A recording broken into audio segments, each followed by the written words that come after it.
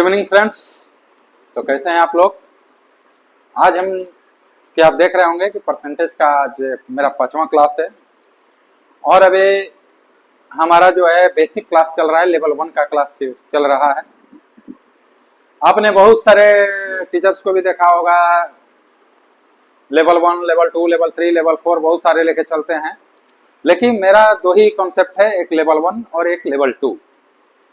ठीक है। तो लेवल 1 में आपका मान के चलिए कि जो 5-6 का आपका लेवल है उस लेवल तक मैं पूरा कॉन्सेप्ट दे दूंगा, और लेवल 2 में अगर कहीं आप देखे होंगे कि कॉन्सेप्ट चलता होगा 9-10 तक, तो मेरा कॉन्सेप्ट लेवल 2 में रहेगा 6 से लेकर 10 तक मान के चलिए। यानी दो ही लेवल में मैं पूरा आपको कवर करूंगा परसेंटेज, ताकि आपको एग्जाम में जहां से भी क्वेश्चन आए आपका छूटे ना। चाहे कोई भी एग्जाम हो, आपका एसएससी हो, रेलवे हो, बैंक हो, जहां से भी परसेंटेज का क्वेश्चन आए आप जो है बिल्कुल आप एकदम क्लियर उसको बना सकें, यही मेरा फोकस है और यही हम आपको देने वाले हैं अपने चैनल, जो कि हमारे चैनल का नाम भी देख रहे होंगे, यहाँ पर लिखा है banker Nagendra sir NS math classes. तो मैं चाहता हूं कि हमारे चैनल पर जब आप जाएं और जब हमारे जो भी वीडियोस देखें, चाहे वो परसेंटेज अभी चल रहा है, नंबर सिस्टम भी चल रहा है, आगे भी जो भी क्लासेज चले,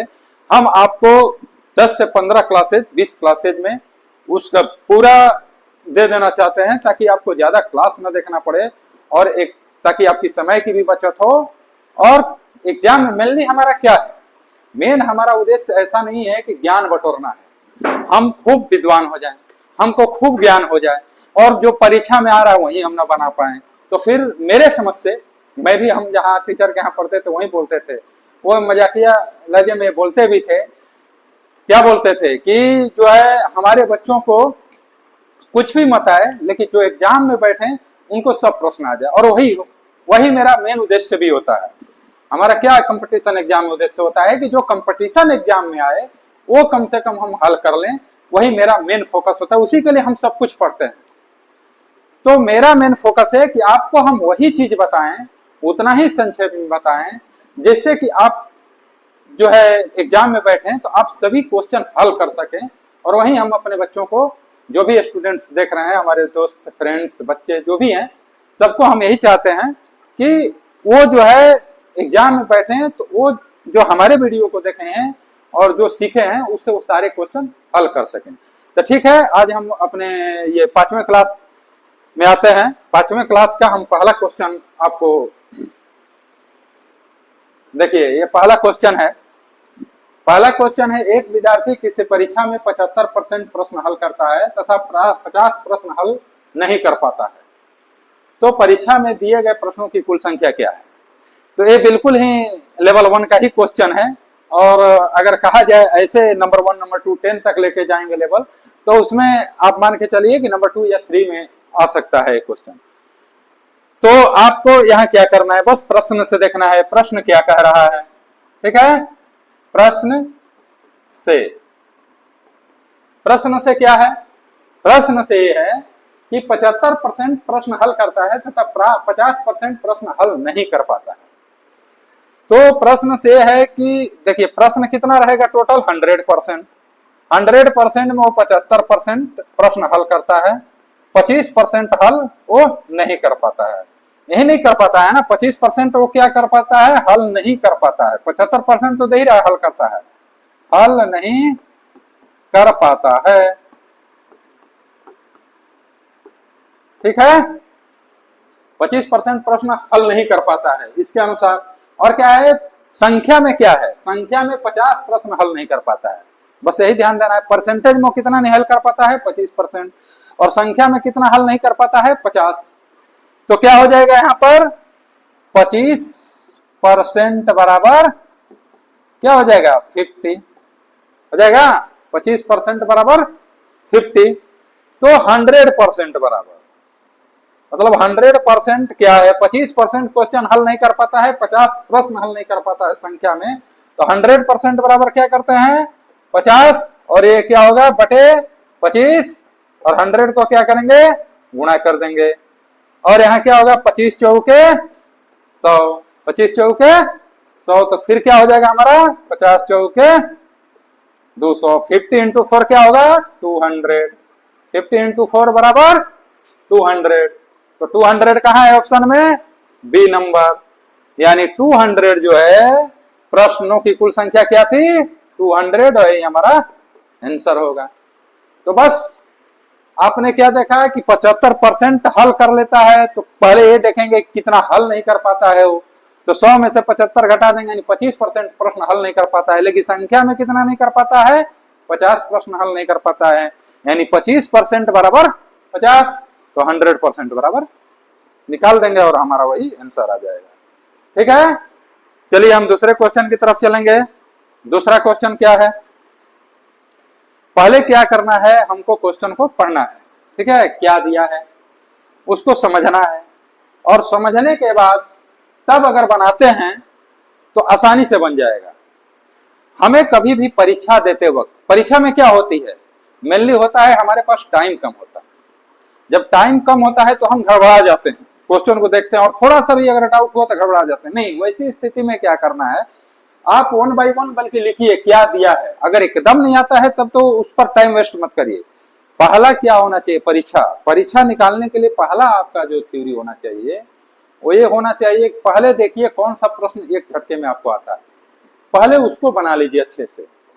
दिक्कत कहाँ होती है, अगर हमें उसका अनुभव नहीं होता है तो हम सोचते हैं कि 1 बाय 1 बनाते चलें, और जिसमें हम शुरू में ही लग जाता है कि प्रश्न कठिन है, फिर भी हम उसको बनाना शुरू कर देते हैं और वहां वही प्रॉब्लम हो जाती है।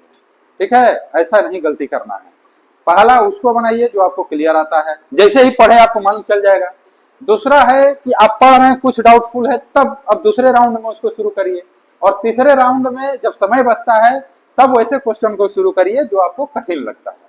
ठीक है, तो चलिए आते हैं, किसी घड़ी का विक्रय मूल्य सूची मूल्य में 16% घटा देने के बाद 420 रुपया हो तो सूची मूल्य ज्ञात करें।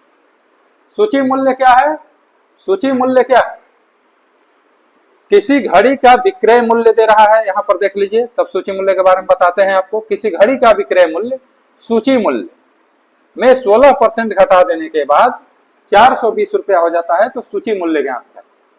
सूची मूल्य मतलब वही जो प्राइस दिया रहता है उस पर क्या प्राइस है। अब कह रहा है कि जैसे आप सामान खरीदने जाते हैं मार्केट में, जो भी सामान देखते हैं ना, उसका प्राइस मान लीजिए 120 रुपया लिखा रहता है। जैसे आप अभी मस्टर्ड ऑयल लेने जाइए तो आप आधा लीटर का मस्टर्ड ऑयल लीजिएगा तो कहीं 110, कहीं 200, 120 ऐसा लिखा रहता है। लेकिन अगर आप पूछिएगा कितने में देंगे दुकानदार से, तो बोलता है 100 रुपये में दे देंगे, यानी परसेंटेज छूट मिला आपको। ठीक है, अगर 120 रुपए का है 100 रुपये मिला तो लगभग कितना परसेंट छूट मिला, 20 रुपए का मिला, और परसेंटेज में अगर जाएंगे तो आपको 12, 18, 18 यानी 16-17% के आसपास आ जाएगा। तो वैसा ही यहाँ पर दिया है कि भाई 100 रुपए में दे दिया और 120 रुपए उसका मूल्य था, 100 रुपए में दे दिया, इतना परसेंट छूट के बाद 100 रुपए में दे दिया, तो उसका मूल्य क्या था। अब वहां 120 रुपए नहीं बता रहा, ये बता रहा है कि आप मस्टर्ड ऑयल लेने गए, आप सरसों का तेल लेने गए, आपने ½ लीटर खरीदा, वो आपको 100 रुपए में दिया और कितना परसेंट छूट दिया आपको, मान लीजिए 20% छूट दिया, तो 20% छूट दिया आपको 100 रुपए में दिया, तो उसका प्राइस क्या था, यानी सूची मूल्य क्या था उसका, वही हो गया। तो उसका मतलब क्या है, अगर आप तेल को लेते हैं तो मान लीजिए कहता है कि 20% छूट के बाद, ठीक है, आप गए मान लीजिए तेल लेने के लिए, ठीक है ना, तो आइए, ठीक है, आप तेल लेने गए, एक तब ये क्वेश्चन बताते हैं, मान लीजिए आपको बोला गया कि 20% छूट के बाद जो है आपको 100 रुपए में मिला हो, 100 रुपए में मिला। अब बताइए सरसों तेल का दाम क्या था, मस्टर्ड ऑयल का। अब आपसे क्वेश्चन ये पूछा जा रहा है, उसका ओरिजिनल लेके 20% छूट दिया था, तब आपको कितना में दिया था, ये 100 रुपीज में। तब पूछ रहा है कि मस्टर्ड ऑयल का, मस्टर्ड जो ऑयल है, मस्टर्ड ऑयल, उसका प्राइस बताइए। तो हम क्या करते हैं, आप एक चीज बनाए होंगे क्वेश्चन कि 20% को मैंने बताया है कि इसको क्या लिख सकते हैं, 20/100 बराबर 1/5। और जब छूट है मीन्स क्या करेंगे हम, जब भी छूट है छूट है तो इसमें घटाएंगे माइनस, हानि हो तो इसमें घटाएंगे, यानी 4/5 करेंगे। और यही चीज जब ला करके यहाँ पर 100 गुणे जब अगर निकालना है तो इसको उल्टा करेंगे, ठीक है, क्रय मूल्य यहाँ पर निकालना, उसका प्राइस मूल्य उल्टा करेंगे और यहाँ पर गुणा कराएंगे तो 25 पचे 125, यानी 125 रुपया पर आप देखेंगे तो उसका प्राइस क्या था, 125 रुपया, 20% छूट मिला तो 100 रुपये मिला। चलिए हम क्वेश्चन की तरफ अब आते हैं, ठीक है, हम क्वेश्चन की तरफ अब आते हैं। आपको क्वेश्चन यही है सेम, इसीलिए मैं उसको आपको एक एग्जांपल देके बताया। किसी घड़ी का विक्रय मूल्य सूची मूल्य में 16% घटा देने के बाद, 16% मतलब कितना हम लिखेंगे, यहां पर 16% है, ठीक है, 16%, 16% को हम क्या लिख सकते हैं, 16/100 लिख सकते हैं ना, आपको पता ही है, परसेंट मतलब 1/100 होता है, 1% मतलब 1/100, तो 16% 16/100। इसको फिर क्या करेंगे, ये 4 से कट जाएगा, ये 25 से कट जाएगा, 4 चौके के 16, 25 चौके 100, यानी 4/25 होगा, 4/25 होगा। और हमने आपको बताया कि घटा देने के बाद जब हानि हो, घटा देने के बाद हो, बट्टे छूट हो, तो होल वैल्यू के लिए ऑलवेज इसको घटाते हैं, और जब लाभ हो कि लाभ हो गया इतना, वृद्धि हो गया इतना, तो इसको इसमें जोड़ते हैं। तो इसको घटाएंगे, 25 में 4 घटेगा तो कितना बचेगा, 21, 21/25 आ जाएगा। ये क्या है, होल वैल्यू है। हमने आपको, हमारा अगर इसके बारे में समझना है तो हमारा पहला क्लास, दूसरा तीसरा क्लास आपको देखना पड़ेगा परसेंटेज का, तो आपको क्लियर हो जाएगा, क्योंकि मैंने वहां बताया हुआ है, ठीक है। और अब आप क्या करेंगे कि यहां पर जो आ गया, अब आप क्या कह रहा है कि 420 रुपया हो, जैसे मैंने बोला ना कि 20% छूट देने के बाद 100 रुपया हो जाए, एग्जाम्पल बताया, वैसे 16% घटा देने के बाद 420 रुपया है। तो मैंने वहां क्या किया था, 420 रुपया, यहां प्रश्न से लिखेंगे, प्रश्न से 420 रुपया है, तो 420 गुणे, और इसको क्या करेंगे, जब आपको होल वैल्यू में मैंने बताया है, होल वैल्यू में मैंने बताया है कि जब भी क्रय मूल्य, विक्रय मूल्य है तो उसका उल्टा करेंगे तो क्रय मूल्य आएगा, क्रय मूल्य है तो सीधा करेंगे तो विक्रय मूल्य आएगा, मैंने ऐसा बताया है। अंतिम गुणे होल वैल्यू का उल्टा सीधा हो जाएगा, और सीधा गुणे होल वैल्यू का सीधा करेंगे तो वो आपका क्रय, हमने बताया ना क्रय मूल्य। देखिए होल वैल्यू को समझना है, ऑलवेज होल वैल्यू को समझना है, इसको पीछे क्लास में भी आप समझ सकते हैं हमारे क्लास से, ठीक है। अब ज्यादा हम डीपली नहीं जाएंगे, नहीं तो बहुत ज्यादा आपका ये हो जाएगा। तो यहाँ पर आपको जब देखना है तो हमारा दूसरा और तीसरा क्लास देख लीजिए। 420 गुणे उल्टा करेंगे तो आपका प्राइस मूल्य आ जाएगा, ठीक है। तो 21 दूना के 42 क्या हो जाएगा यहाँ पर, बराबर 20 गुणे 25, 20 गुणे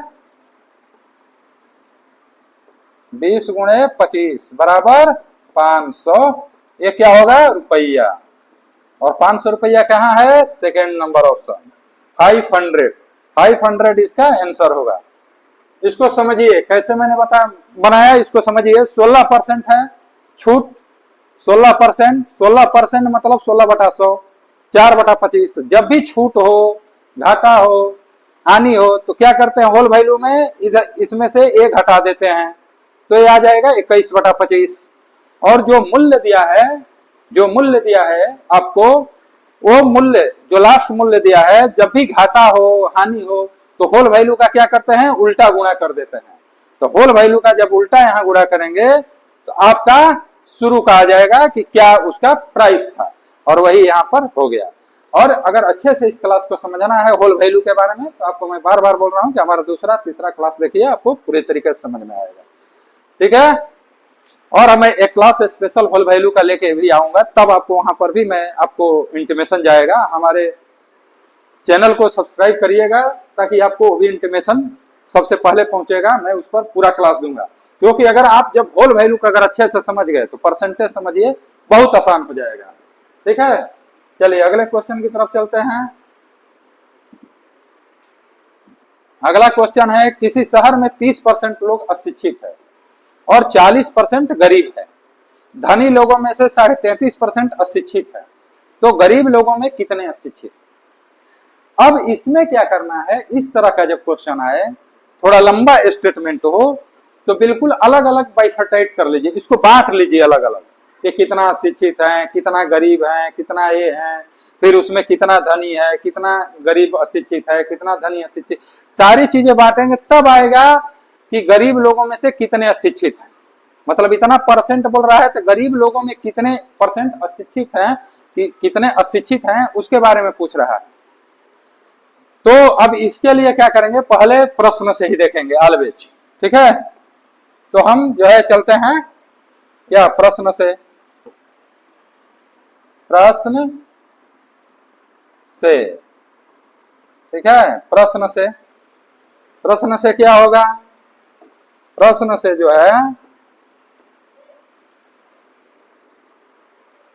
अशिक्षित, शहर में अशिक्षित कितना है वो पहले देखेंगे। अशिक्षित कितना है, 30%।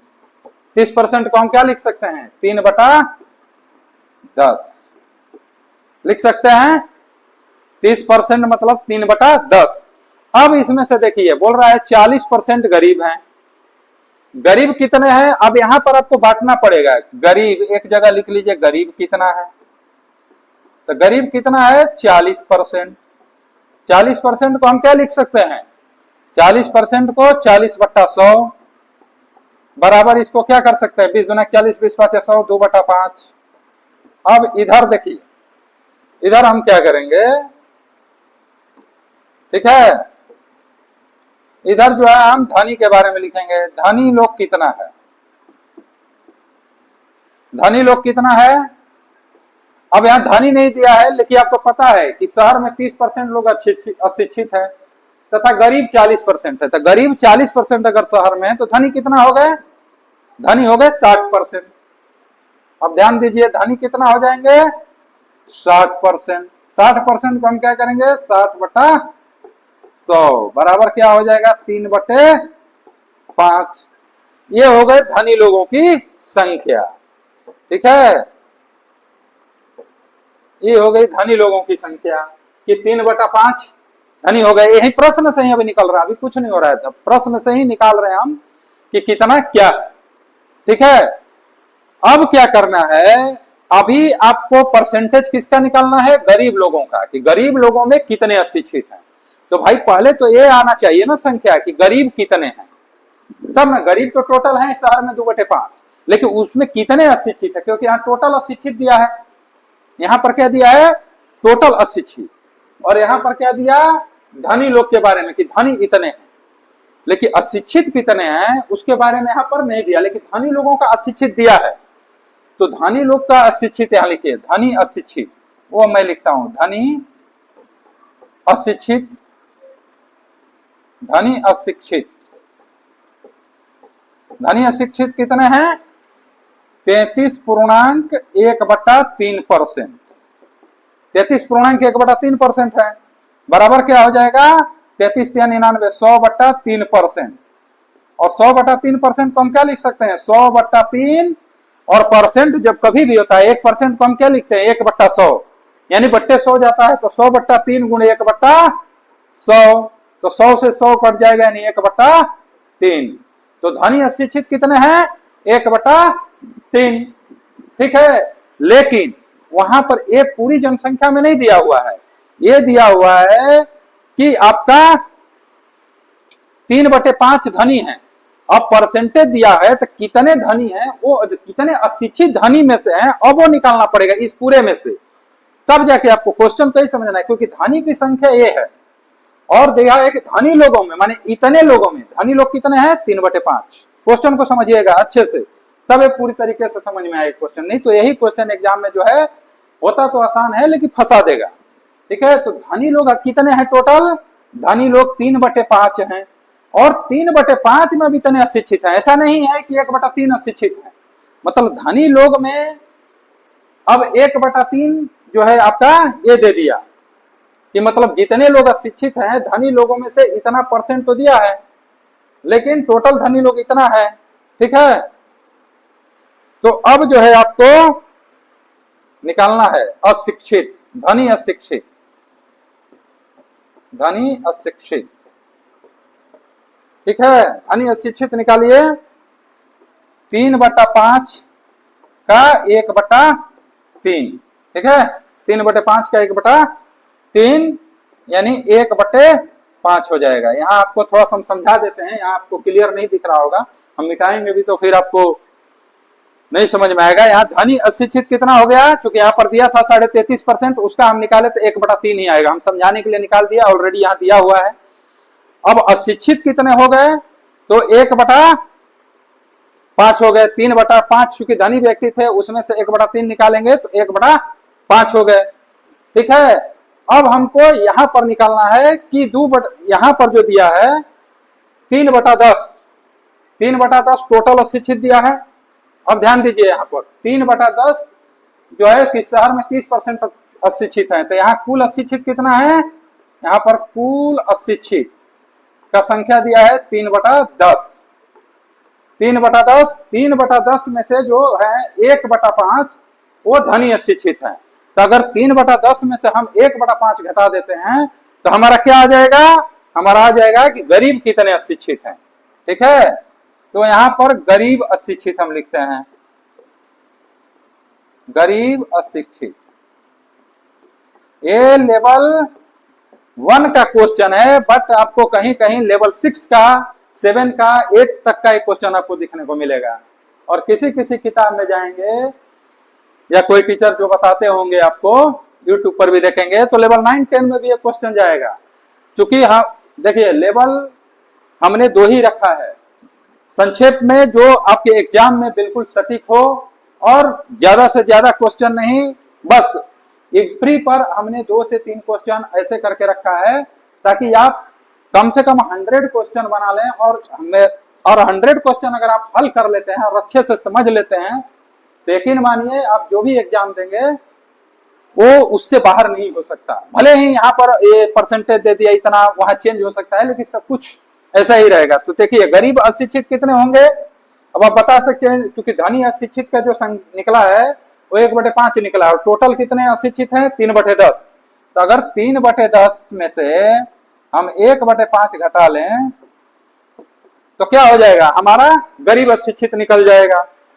तो यहाँ पर 10 होगा, यहाँ पर क्या होगा 10 लौसा लेंगे तो 10 होगा, तो 10 से कम 10 यानी 3, और 5 दूना के 10 यानी 2, यानी 1/10। 1/10 क्या होगा हमारा, एक गरीब अशिक्षित हो जाएंगे। गरीब लोगों में कितने अशिक्षित हैं, 1/10।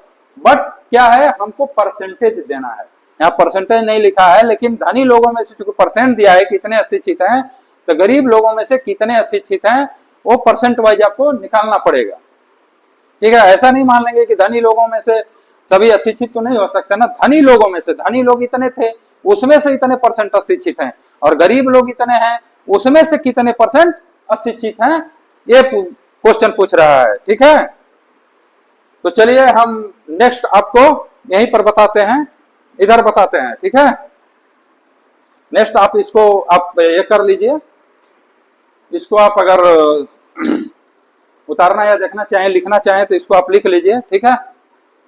तो फिर हम आपको बताते हैं कैसे क्या है, ठीक है। यहाँ कुछ नहीं है, बस इसी का मैंने सॉल्व किया है। 33 से 1/3% मतलब 1/3, यही अशिक्षित की संख्या होगी। 3/5 का 1/3 है, 3/5 धनी व्यक्ति हैं, उसका 1/3 अशिक्षित है। टोटल कितने अशिक्षित हैं, 1/5 है। संख्या में कितने अशिक्षित हैं, 1/5 है, संख्या में निकाला गया है, ठीक है, कि 1/5 स्थित है। ये भी संख्या में निकाला गया है कि गरीब लोगों में 1/10 अशिक्षित है। अब परसेंटेज में कितने अशिक्षित हैं वो अलग निकलेगा। यहाँ परसेंटेज में दिया है या संख्या में दिया है, यही समझने की कोशिश करना है, यहाँ गड़बड़ाना नहीं है। यहाँ परसेंटेज में दिया है कितने परसेंट अशिक्षित हैं धनी व्यक्ति, लेकिन संख्या में कितने हैं, 1/5 है। यहाँ टोटल संख्या कितना है शहर का, 3/10 है, उसमें 1/5 क्या है, अशिक्षित है धनी लोग, गरीब लोग 1/10 अशिक्षित है। अब हम परसेंटेज अगर निकालते हैं तो आइए यहाँ पर हम आपको बताते हैं,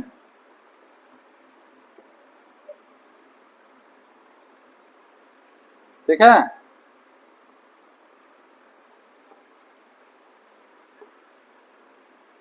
ठीक है, तो यहां पर जो है आपका कितना आया, 1/10। तो अब है परसेंटेज अशिक्षित गरीब में, गरीब में आइए, इधर से क्वेश्चन है परसेंटेज अशिक्षित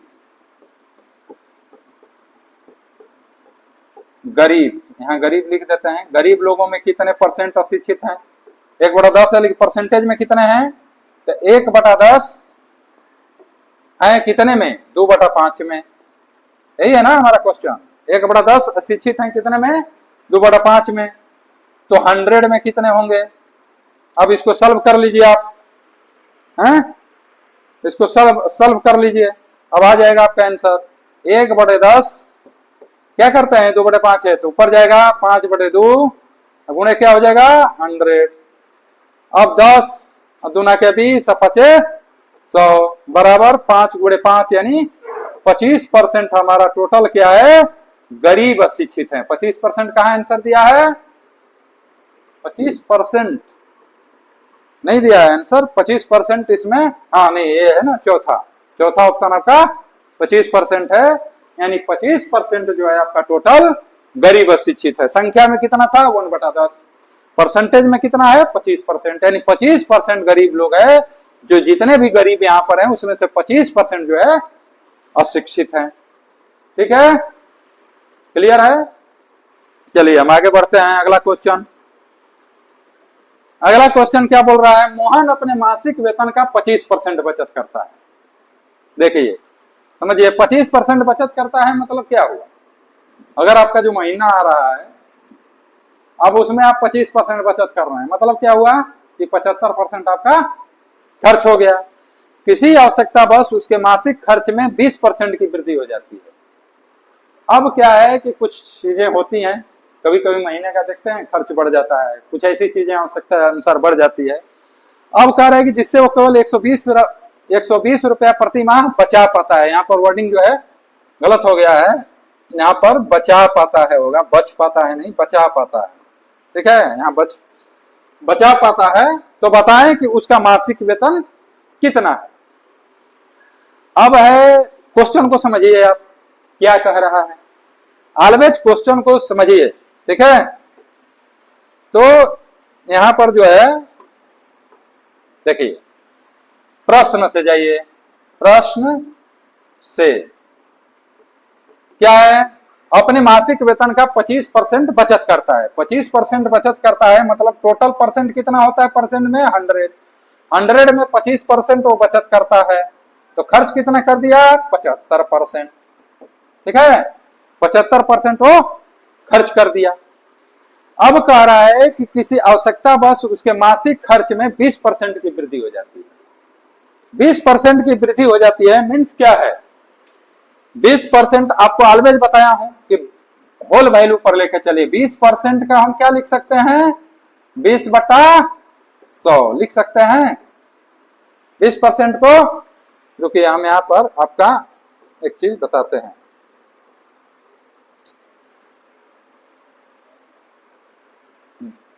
ठीक है, 20/100 20/100 मतलब 5 और 1 यानी 1/5।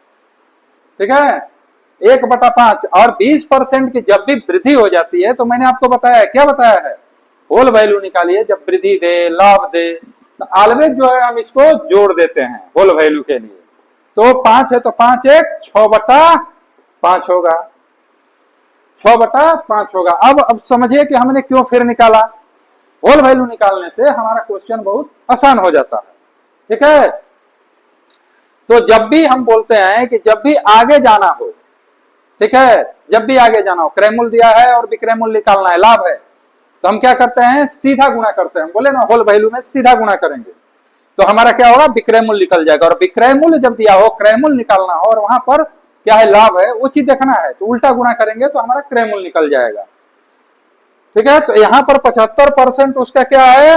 खर्च होता है और 20% और बढ़ गया। अब पहले निकालेंगे कि कितना उसका और खर्च हो गया। तो खर्च बराबर यहां पर लिखेंगे, खर्च बराबर क्या लिखेंगे? 75 था उसका, ऑलरेडी 75% हो रहा था और उसमें से उसका कितना बढ़ गया? 6/5 बढ़ गया, यानी 20% बढ़ गया। 20% बढ़ा परसेंट में, होल वैल्यू इसका निकालिए तो होल वैल्यू में 6/5 और उसका बढ़ जाता है। यहाँ पर कटाएंगे तो 15 पचे 75, 15 छका क्या हो जाएगा 90, यानी 90% उसका खर्च हो जाता है। यही हुआ कि 90% उसका जो है खर्च हो जाता है। ठीक है, 90% क्या होता है उसका अब खर्च हो जाता है। जब आवश्यकता बस उसके मासिक खर्च में 20% की वृद्धि हुई, मीन्स 90% खर्च हो गया। वैसे भी सिंपल आप देख लीजिए कि 75% खर्च कर रहा है, और जब 75% खर्च कर रहा है 20% की और वृद्धि होगी, मीन्स 75 का अगर हम 20% निकालेंगे तो क्या होगा 15, और 75 में 15 जोड़ेंगे तो 90। लेकिन यहाँ नॉर्मल है निकाल लेंगे, लेकिन कहीं कहीं अगर उस टाइप का दे दे 70% 65%, तो उसमें क्या होता है कि त्रुटि आने की संभावना आ जाती है और उस तरह निकालना कठिन हो जाता है। और इस तरह हम आसानी से होल वैल्यू से, चाहे जैसा भी दशमलव में भी अगर उसका आंसर आता है तो हम आसानी से निकाल सकते हैं और गलत होने की कोई संभावना बिल्कुल नगण्य है। ठीक है, गलत बिल्कुल नहीं हो सकता। इसीलिए ऑलवेज जब भी हमको क्वेश्चन बनाना है तो होल वैल्यू पर बनाना है। ठीक है, तो यहाँ 90% जब खर्च हो गया, और ये क्या कह रहा है खर्च 90% हो गया, तो यहाँ पर पहले निकालिए क्वेश्चन से बचत, कि बचत कितना हुआ उसको। तो बचत हुआ 100 माइनस 90 बराबर 10%। बचत कितना हुआ उसको 10% का बचत हुआ। ठीक है, जब 90% खर्चा हो गया 10% का बचत हुआ। ठीक है ना, ये आपको हम होल वैल्यू पर बताए। ठीक है, तो अब प्रश्न से जाएंगे कि वह केवल 120 रुपए प्रति माह बचा पाता है, तो लेकिन बचाता कितना है 10%, यानी परसेंटेज में। अब प्रश्न से जब हम जाएंगे, ठीक है, प्रश्न से जब हम जाएंगे तो देखिए प्रश्न से यहीं पर बना देते हैं आपको। प्रश्न से 10% बराबर 120 रुपया, परसेंटेज में कितना बचत किया 10%, लेकिन रुपये में कितना बचत होता है 120 रुपया। तो 100% बराबर क्या हो जाएगा, अब तो आप आराम से बना लेंगे। अब 100% तो आप आराम से निकाल लीजिए, अब तो कोई प्रॉब्लम नहीं है। क्या करना है 120 बटा 10 गुणे 100, 0 से 0 कट गया, 120 गुणे 10 बराबर कितना हो जाएगा 1200 रुपया। तो मासिक वेतन उसका कितना हो गया 1200 रुपया, और यही हमारा आंसर हो गया। ऑप्शन कहां दे रहा है ए नंबर ऑप्शन 1200 रुपया। ठीक है, कोई कंफ्यूजन नहीं होगा। तो ऑलवेज इस तरह के क्वेश्चन में होल वैल्यू लीजिए ताकि बिल्कुल गलत होने की कोई संभावना नहीं रहेगी। ठीक है, चलिए अगले क्वेश्चन की तरफ हम बढ़ते हैं। हमारा यूट्यूब पर चैनल जो है बैंकर नागेंद्र सर के नाम से एनएस मैथ क्लासेज है, बट आपको हम सब कुछ बताएंगे धीरे धीरे, क्योंकि अभी तो चैनल शुरू ही हुआ है।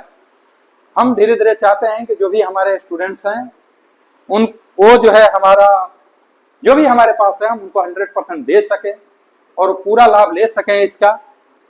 हम आपको बीच बीच में मोटिवेशन वीडियो भी देते रहते हैं, कैसे पढ़ाई करें क्या करें, और उसके अलावा भी अगर आपको कोई जानकारी चाहता है तो जो भी आप कमेंट बॉक्स में लिखिए। हमारा वहां पर जब जाएंगे तो डिस्क्रिप्शन बॉक्स में हमारा मेल आईडी भी है वहां पर। ठीक है, टेलीग्राम भी चैनल है, वहां पर भी जाकर के आप लिख सकते हैं, मेल आईडी पर मेल कर सकते हैं। अगर आपको कुछ भी चीजें लग रही हैं, कुछ जानना चाहते हैं, तो ऑलवेज आप फ्री हैं। और जब भी हमें सैटरडे संडे, क्योंकि हमारा सेकंड सैटरडे और फोर्थ सैटरडे हॉलीडे रहता है, संडे को हॉलीडे रहता है, तो उस दौरान हम आपको काफी समय दे पाएंगे। और जो भी आपके क्यूरी रहेंगे उसको जरूर हम कोशिश करेंगे उस पर हम वीडियो भी लेके आए। अगर आप उसके अलावा कुछ चाहते हैं तो जो भी बोलेंगे, और अगर पर्सनल भी आप चाहेंगे तो हम आपको कॉन्टेक्ट नंबर भी देंगे, आप बात कर सकते हैं। ठीक है, चलिए अगला क्वेश्चन की तरफ चलते हैं। किसी कार्यालय में कुल कर्मचारियों का 60% पुरुष है, इनमें से 16.2/3% मैट्रिक हैं तथा शेष स्नातक हैं। महिलाओं में से 25% मैट्रिक है तथा शेष स्नातक है। यदि कार्यालय में कुल 50 महिला कर्मचारी हैं तो बताएं कि कार्यालय में कुल कितने स्नातक हैं।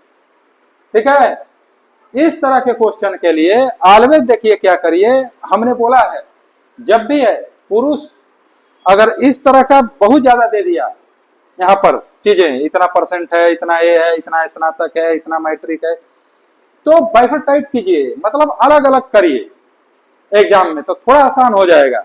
जैसे आप रीजनिंग बनाते होंगे ना, सिटिंग अरेंजमेंट बनाते हैं तो क्या दिया रहता है, के B C D F G H आदमी है, ठीक है, उसमें इतने महिला हैं, इतने पुरुष हैं, कोई इतना नंबर प्लेट पर रहता है, कोई इसके ऊपर रहता है, कोई नीचे, कोई इसका भतीजा लगता है, बहुत सारी चीजें रहता है।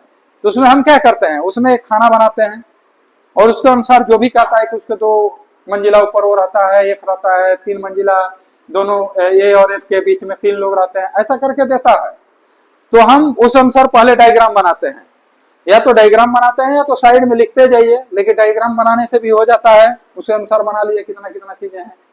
ठीक है, तो जो है उस अनुसार जो है ये करिए, ठीक है ना। तो कभी भी जो है ये करिए कि आप उसी के अनुसार बनाना शुरू कीजिए, ठीक है।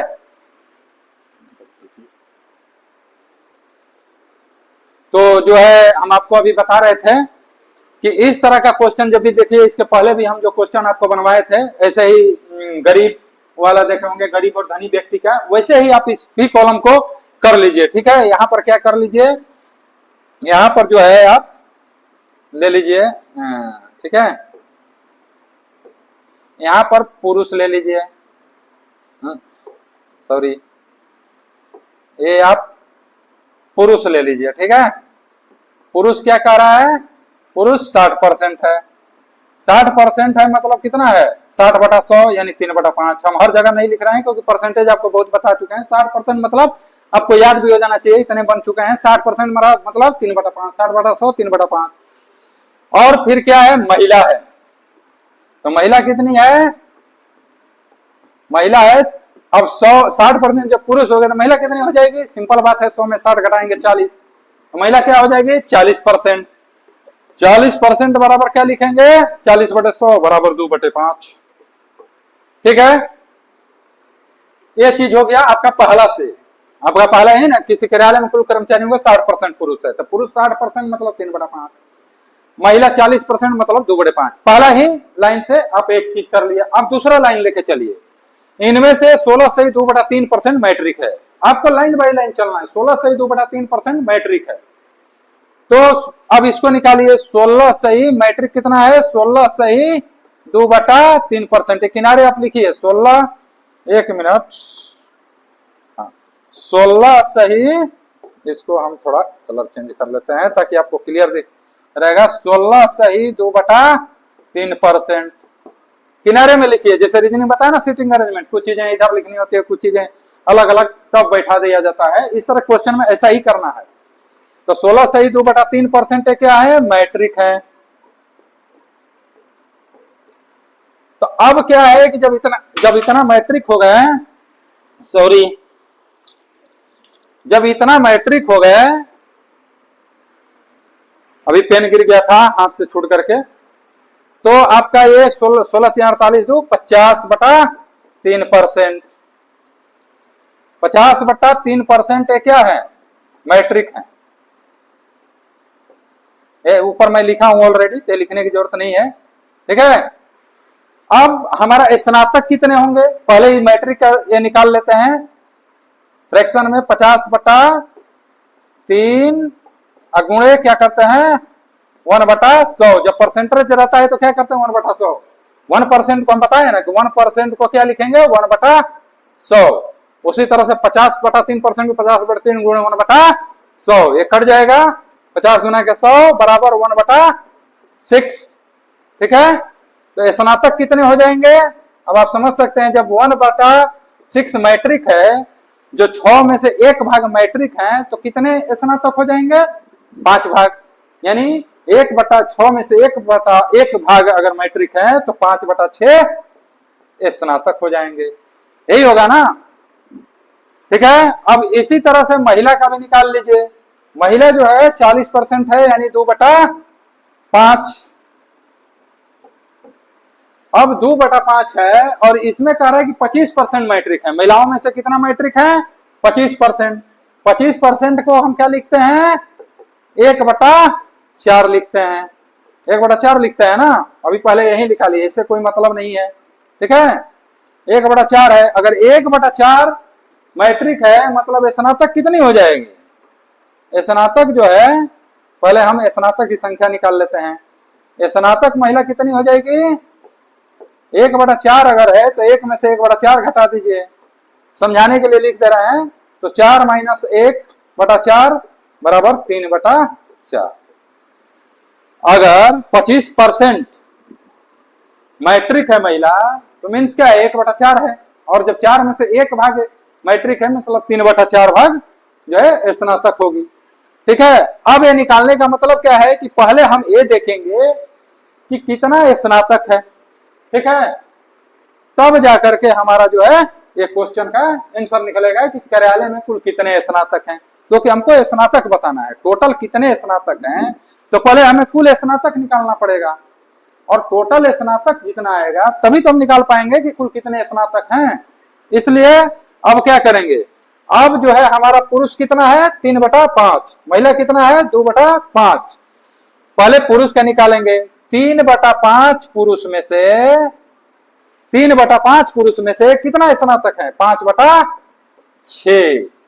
3/5 पुरुष में से कितने स्नातक हैं 5/6 होगा ना। जितना भी पुरुष है, जितना भी आदमी होता है उसमें ही होगा ना कि भाई इतने। मान लीजिए आपका टोटल 120 आदमी है, अब कह रहा है कि 120 आदमी में से कितने स्नातक हैं, तो 120 का 5/6 करेंगे तो हमारा निकल जाएगा कितने स्नातक हैं। उसी तरह से 3/5 यहाँ दिया है, 3/5 में 5/6 करेंगे तो हमारा टोटल स्नातक निकल जाएगा पुरुष का।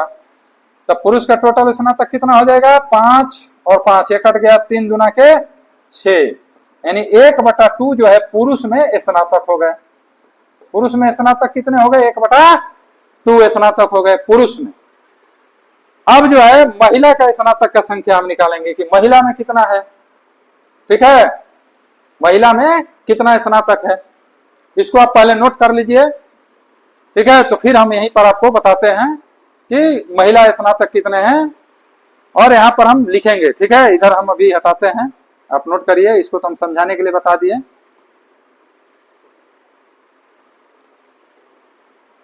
ठीक है ना, यहां पर जो है अभी पुरुष स्नातक कितने थे, यहां पर पुरुष स्नातक हम लिख लेते हैं। पुरुष स्नातक, पुरुष स्नातक की संख्या क्या आई है, पुरुष स्नातक कितना आया है 1/2। ठीक है, पुरुष स्नातक कितने हैं 1/2।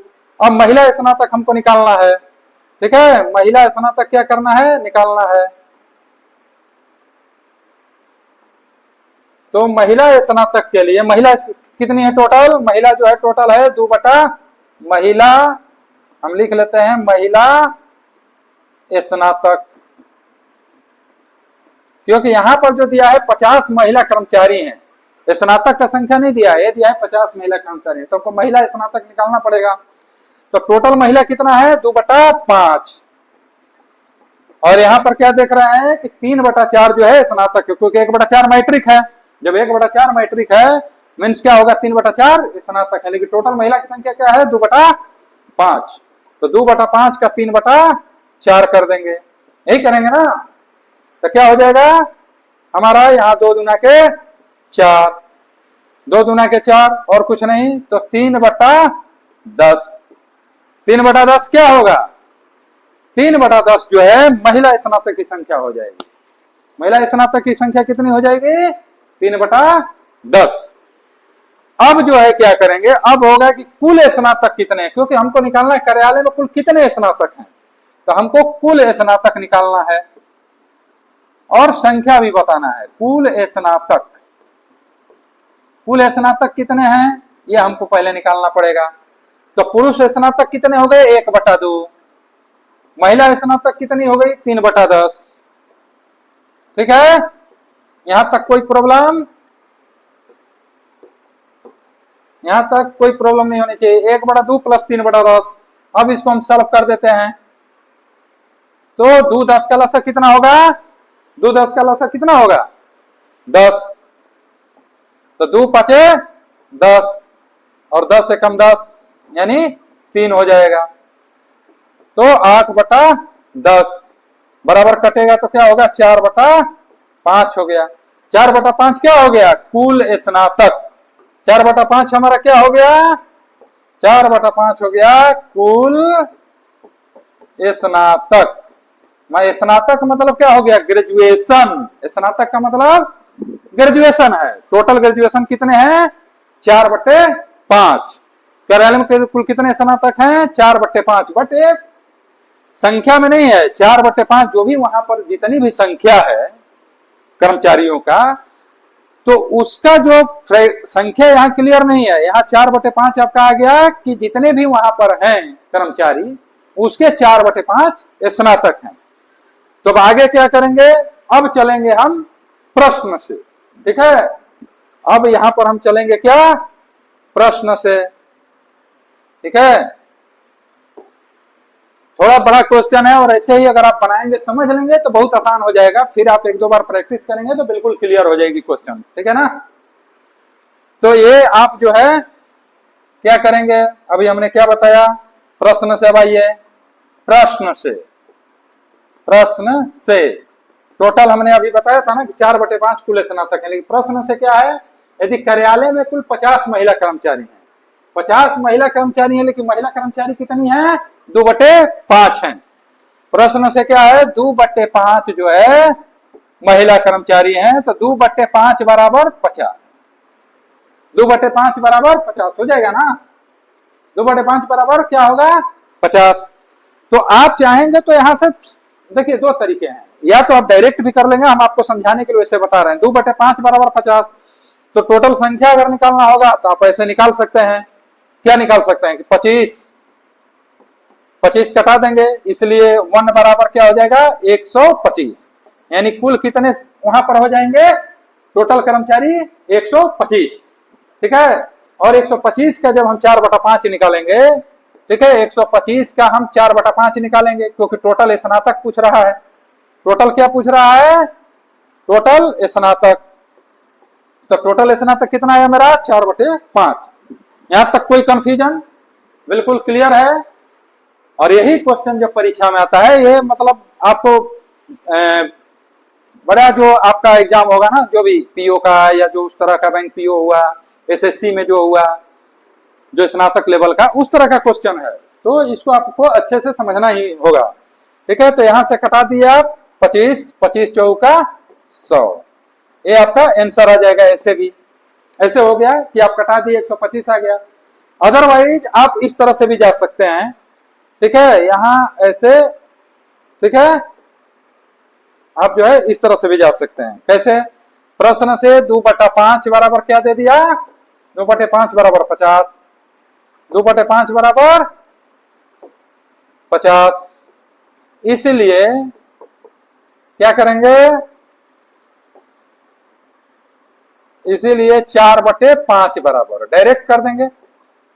जब 2/5 बराबर 50, तो 4/5 बराबर क्या हो जाएगा? चूंकि 2 में 2 का गुणा हो गया, यहां समझिए सीधा, 2 में यहां 2 का गुणा हुआ तब 4 आया। इसी तरह से 50 में 2 का हम गुणा कर देंगे, 2 गुना है ना 2/5 का, 2 गुना 4/5, तो 50 में 2 गुना कर देंगे तो 100, यानी 100 हमारा हो जाएगा आंसर। ऑप्शन क्या है? ए नंबर है। तो डायरेक्ट भी 2/5 बराबर 50, 4, इसलिए 4/5 बराबर 100 कर देंगे। लेकिन आप समझेंगे भाई 2/5 तो महिला कर्मचारी का संख्या दिया था और यहाँ स्नातक पूछ रहा है, तो हम कैसे रखेंगे? तो या तो आप 2/5 बराबर 50, तो टोटल कर्मचारी का संख्या निकाल लीजिए 125, जो कि मैंने पहले बताया, यहाँ पर 125 आया था टोटल कर्मचारी, उसमें से आप 4/5 कर लीजिए स्नातक, तो भी आपका आंसर 100 आ जाएगा, ठीक है। तो यहां तक हमको लगता है कि आपको कोई प्रॉब्लम नहीं होगा, ठीक है। चलिए अब अगला क्वेश्चन चलेंगे, और ये आज जो है आपका आज का ये लास्ट क्वेश्चन होगा जो हम अगला क्वेश्चन बताने जा रहे हैं। और ये सभी क्वेश्चन इंपॉर्टेंट हैं, आपको अच्छे से देखना है। खास करके ये क्वेश्चन हुआ, धनी गरीब का क्वेश्चन हुआ, और अगला क्वेश्चन भी शायद आएगा, तो भी काफी इंपॉर्टेंट क्वेश्चन है। तो देख लीजिए, आज का अंतिम क्वेश्चन है, क्या है? ए का वेतन बी के वेतन का 3/4 गुना है, ठीक है। यदि ए के वेतन में 25% और बी के वेतन में 50% की वृद्धि की जाए, तो दोनों के संयुक्त वेतन में कितने की वृद्धि होगी? ठीक है, क्वेश्चन यही है, क्योंकि दोनों के वेतन में कितने % की वृद्धि होगी। अब क्या है, यहां पर जब इस तरह का है तो सीधा देखिए, ए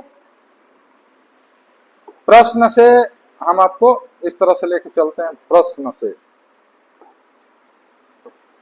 से लेके चलिए ऑलवेज, ठीक है। प्रश्न से ये ऑलवेज दिमाग में रखिए प्रश्न से। ए का वेतन बी के वेतन का 3/4 गुना है। ए का वेतन क्या है, बी के वेतन का, ये अनुपात भी कर लीजिए 3/4 लिख सकते हैं।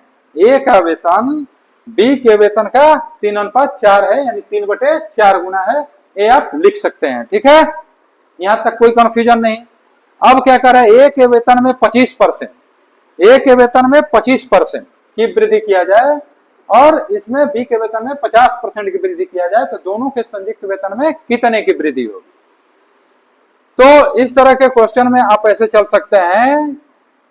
अभी क्या है, इसका 3 है, 3 का 25% वृद्धि किया गया और क्या किया गया, प्लस 4 का क्या किया गया, 50% की वृद्धि। एक मिनट, प्लस 4 का 50% यही ना किया गया। तो दोनों के संयुक्त वेतन में कितने परसेंट की वृद्धि होगी, तो इस तरह में फिर क्या कर देंगे, बटे 3 + 4 कर देंगे और इसी समीकरण को जब हम हल करेंगे तो हमारा क्या होगा, आंसर आ जाएगा। ठीक है ना, इसी समीकरण को आपको हल करना है। तो 3 का 25% क्या होगा, 3 का 25% क्या होगा, 3 गुणे 25/100, 25/100 यही होगा ना, 25/100। 25/100 को हम क्या लिख सकते हैं, 1/4 भी लिख सकते हैं, तो डायरेक्ट हम 1/4 लिखते हैं। तो 25% बराबर 25/100 1/4, तो 3 गुणे 1/4 हो जाएगा। प्लस इसको क्या लिख सकते हैं हम, 4 गुणे 50% को क्या लिख सकते हैं, 50% को हम 50/100 यानी 1/2। अब इतना क्लास अगर परसेंटेज का करने के बाद एवरीथिंग लिखना पड़े तो मेरे को लगता है सही नहीं है, क्योंकि आपको अब इतना तो समझना ही होगा। 25% मतलब 25/100 1/4 और 50% मतलब 1/2। ठीक है, तो 3 बटे और बटे में 3 + 4 यानी 7 कर देंगे। ठीक है, 7। तो यहां क्या हो जाएगा, 3/4 प्लस क्या होगा यहां पर 2, और ये ध्यान दीजिएगा परसेंट है, हम यहाँ परसेंट नहीं लिख रहे हैं, बाद में आपको परसेंट निकालेंगे। 3/4 + 2, यहाँ कटेगा 2, कैसे आया, यहाँ 2 से 2 कट के आया, बटे में 7। ठीक है, यहां तक कोई प्रॉब्लम नहीं है आपको, बराबर। अब यहां पर हम क्वेश्चन को लिखते हैं। ठीक है, बराबर क्या करेंगे, 3/4 यही लिखे था ना, यहां लिख लीजिए 3/4 + 2/7। अब परसेंट निकालिए डायरेक्ट, या तो पहले हम हल कर लेते हैं। 3 प्लस क्या लिखेंगे, 4 दूना के 8 बटे में 4 बटे में 7 ऐसे कर दीजिए।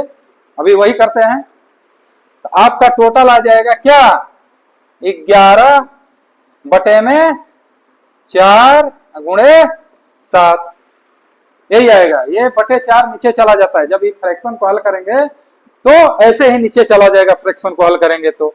अब परसेंटेज हमको निकालना है कि दोनों के संयुक्त वेतन में कितने परसेंट की वृद्धि हुई।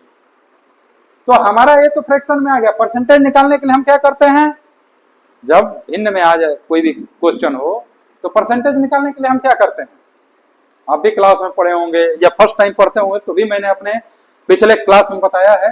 फ्रैक्शन निकालने के लिए ऑलवेज 100 में गुणा कर देते हैं, और जब 100 में गुणा करेंगे तो क्या हो जाएगा, यहाँ पर 25 4 से 25 कट जाएगा 25 बार में, और यहाँ पर आ जाएगा 25 गुणे 11 यानी 275 और बटे 7।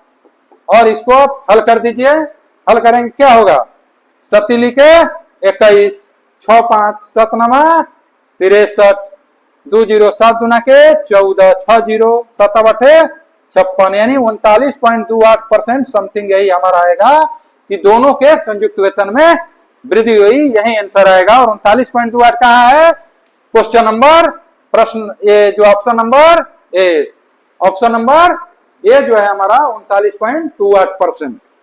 तो बिल्कुल क्लियर है, क्या करना था, प्रश्न से था कि ये अनुपात बी बराबर 3:4, यानी ए का वेतन बी के वेतन का 3/4 गुना है, यानी ए 3 गुना है और बी क्या है, बी के वेतन का 3/4 का मतलब यही हुआ। ठीक है, 3/4 गुना है, तो ए अनुपात बी बराबर रख लेंगे 3:4। ए के वेतन में 25% की वृद्धि हुई, तो ए का वेतन कितना था, 3 था, और बी का वेतन कितना था, 4 था, तो 4 में 50% की वृद्धि हुई, और दोनों का संयुक्त वेतन पूछ रहा था, इसलिए इन दोनों को जोड़ देंगे। बस यही समीकरण हल करेंगे, हमारा आंसर आ जाएगा। तो परीक्षा में अगर इस तरह का क्वेश्चन आता है तो जनरली अब इतना लिखने की जरूरत थोड़ी होती है, हमें मालूम होता है और हम डायरेक्ट बैठाते हैं। परसेंटेज भी अगर हमें मालूम होता है तो डायरेक्ट 3 का 25%, अब इतना नहीं, 3/4 करेंगे, 4 का 50%, सीधे मालूम है कि 4 का किसी भी संख्या का अगर 10 20 का है 50%, 10 4 का 50%, 100 का 50%, 50, तो वहां डायरेक्ट बैठाते हैं और तुरंत समीकरण को हल करेंगे, सामने ऑप्शन दिया रहता है। मुझे लगता है कि अगर इस तरह का क्वेश्चन है तो 30 से 40 सेकंड काफी होता है बनाने के लिए, क्योंकि यहाँ समझाना है तो आपको बिल्कुल एक एक करके समझाना है ताकि आपको कोई कंफ्यूजन न हो। तो ये आज का हमारा जो है लास्ट क्वेश्चन था, और ये हमारा परसेंटेज का 5वां क्लास था आज।